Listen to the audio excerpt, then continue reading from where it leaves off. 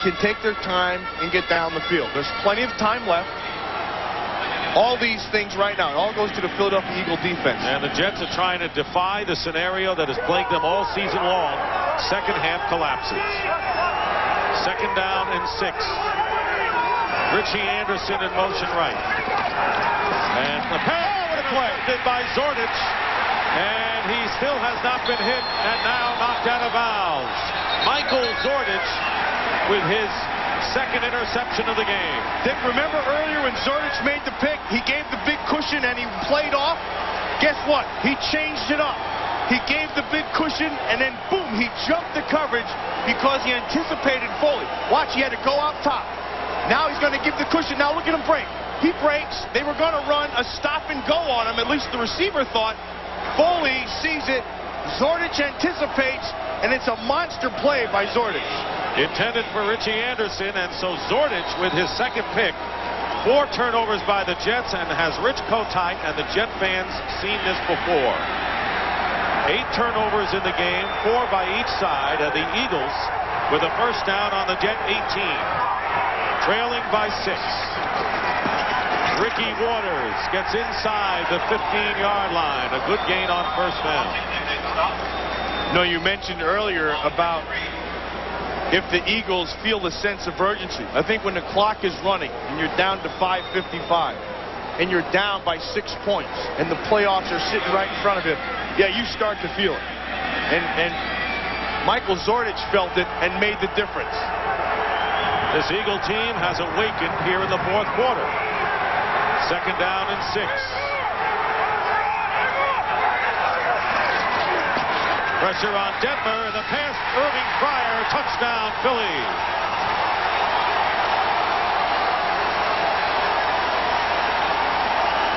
And you can see the Eagle fans are plentiful here at the Meadowlands. Nice read by Detmer. Came with the pressure inside. Knew that he had Fryer to the outside. Fryer fought to get the inside. Ball's there. 6 points. Watch him working on Aaron Glenn. See, he jumps to the inside. There's no help in there. Shows up late and it's 6 points. Detmer knew it as soon as he had that first step inside. He knew where he had to go with the ball. And an injured Jet in the end zone, but elation for the Philadelphia Eagles. And here is Detmer again finding Fryer. Yeah, did you see his eyes, Dick? He looked right away. He knew he had the matchup inside.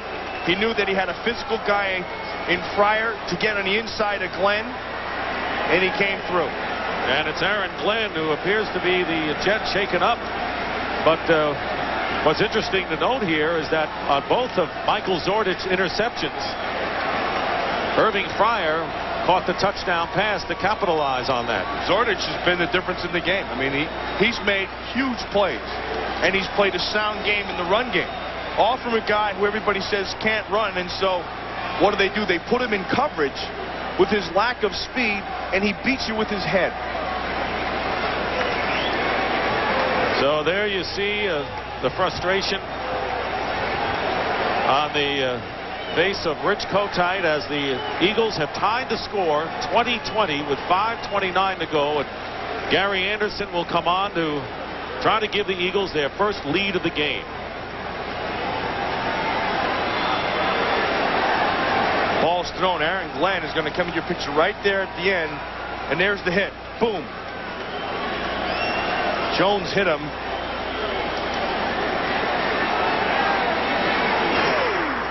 I want you to watch Irvin Fryer. He's going to jump to the inside. And I want you to watch over here. I want you to watch Ty Detmer because he's looking the whole time. He knows he has this matchup over here man-to-man. And so it goes inside. Now look at the head. The whole time the ball's thrown right where it has to be, right in front of the safety, on the inside shoulder. Fryer can use his body, and it's 6 points.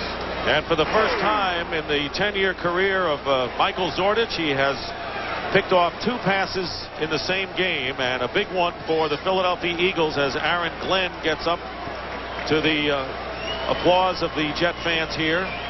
But a critical series of big plays made by the Eagles, first on offense with the long drive, and then Zordich with the interception, quickly capitalizing on the turnover. And a team that controls its own destiny for the playoffs can take their first lead if Anderson can make good on the extra point. And Dick, if you listen real close, you could hear all the way out from Arizona a collective from the Washington Redskins. You know that the Redskins would have dearly loved, and this game is not over yet by any stretch, an Eagle stumble today. But Gary Anderson is on. The extra point is good. And the Philadelphia Eagles have taken a 21-20 lead over the New York Jets. 5:29 remaining in the fourth quarter. Detmer, this is what he sees. You're going to come with the blitz inside. You have a matchup down below. You can get to the inside. There's nothing to the middle of the field. Watch this. Up inside. Look at this. Safety sitting the other side. You can eyeball it the whole way, which he does. Safety can't get there. Ball's delivered. 6 quick. For Irving Fryer, 2 touchdown catches today, 11 on the season. And now the Jets will get their hands on the ball. Today, Fryer, 2 touchdowns of the 4 receptions he's made. Gary Anderson kicking off. Reggie Cobb on the return for the Jets. Cobb with a good return. And brought down by Sylvester Wright. So good field position. That was a 32-yard return by Reggie Cobb. That could give the Jets a big boost. There's also a bad kick. Short kick. Cobb gives them the field position. Now they're short field. All they need is 3 points at 5:18 to go. Again, all the pressure comes back to the Philadelphia Eagle defense. Jets have 2 timeouts remaining. 5:18's on the clock. First down on their 44.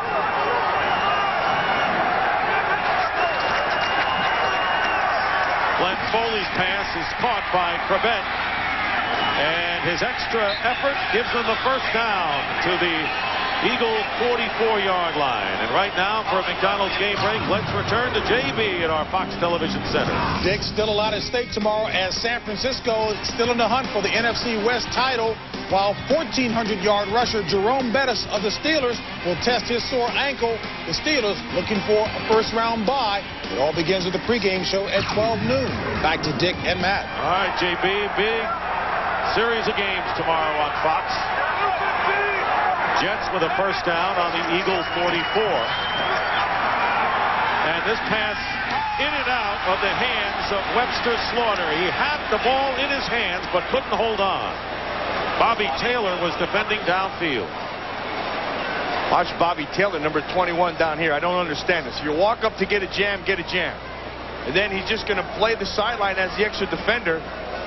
Tell you, Slaughter had a chance, and this should have been caught. I mean, that heck, it basically stuck in his face mask. Good throw by Glenn Foley. Second down and 10.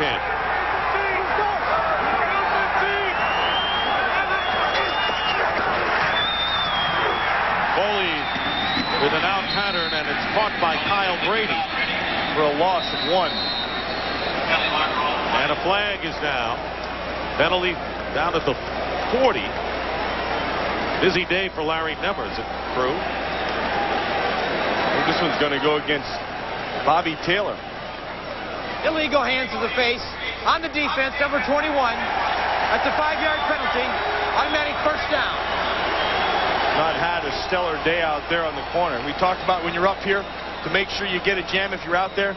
But they caught him. He got a jam, and he hit him right in the kisser. And that's a good call by the official. So the Jets get a first down inside the Eagle 40 with 4:27 to go. Not as many penalties by a wide margin called here in the second half. Foley on first down. Trying to get away from trouble and takes the sack. Nice coverage down the field. No place to throw that football. And Mike Mamula finally caught up with him. Troy Vincent is working on Wayne Clip8. He pushes him down.